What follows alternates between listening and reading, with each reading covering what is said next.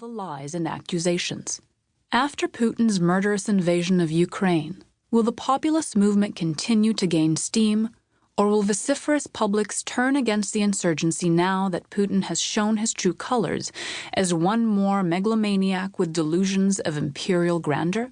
The Russian invasion of Ukraine drives home the point that global populism is not a singular movement, but rather a broad front of many movements, events, victories, and setbacks. Even when the pro-democracy populist Vladimir Zelensky defends his country against the worst, Vladimir Putin, we gain little clarity about the future. Win, lose, or stalemate, populism is relentless. Many will turn against Putin, at least in the short term, saying that they admired his traditionalism but oppose his militarism. Then they double down on their own movements, building the new tomorrow for their tribe. There is a political magnetism and psychological appeal to populism that many experts don't understand. Right at the outset, we need to clarify 4 key concepts: populism, authoritarianism, nationalism, and nativism. We will examine them more closely later, but we should introduce them right now.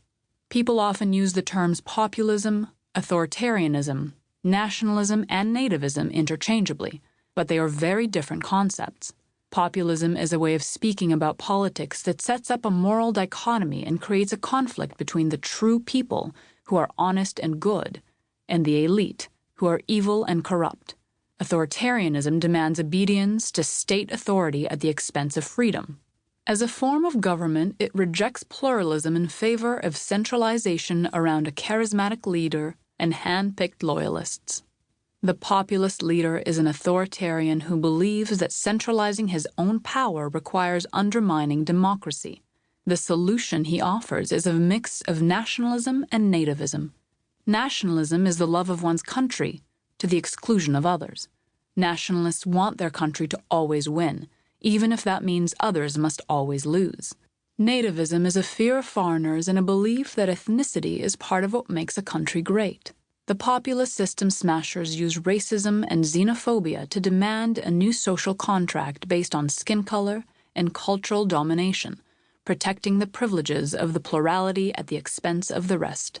The common denominator among each of these key concepts is the perception that big dogs are gobbling up society's pie, and the honest, hard-working people are getting cheated out of their fair share. And the prescription is always the same. An authoritarian leader promises to save the people from the evil elites and foreigners. The authoritarian bargain is one in which obedience to power will supposedly free the people from the clutches of their enemies. Endnote 4. Academics make careful distinctions between different flavors of populism, but authoritarian leaders do not. Endnote 5.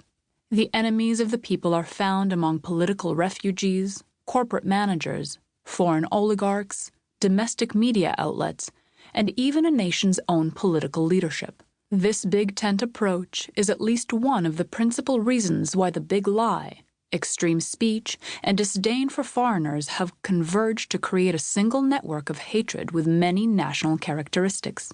While we discuss many varieties of populism, each is a product of a unique set of circumstances. For example, Brexit is the result of long festering political resentment. Britain used to be the center of an empire. Now it is not even indispensable to the European Union.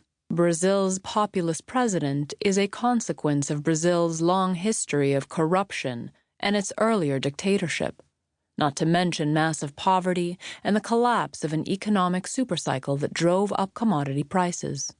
The recent victories of India's Narendra Modi were also victories for Hindu fundamentalism, a backlash against the corruption of the Nehru dynasty and the logical outcome of dozens of broken promises by India's political class. India's corporate and media elite put their money on Modi and dug deep in their pockets to bankroll his win. At a minimum, these diverging narratives tell us this: insurgencies spring from the populist playbook, but each will survive or fail for reasons unique to its national context. Some movements will die and be replaced by moderate democratic governments. Others will surge and change the direction of democracy in their country for many years. Still others will fly beneath our radar and impact the future in unforeseen ways. We are in the thick of it, where authority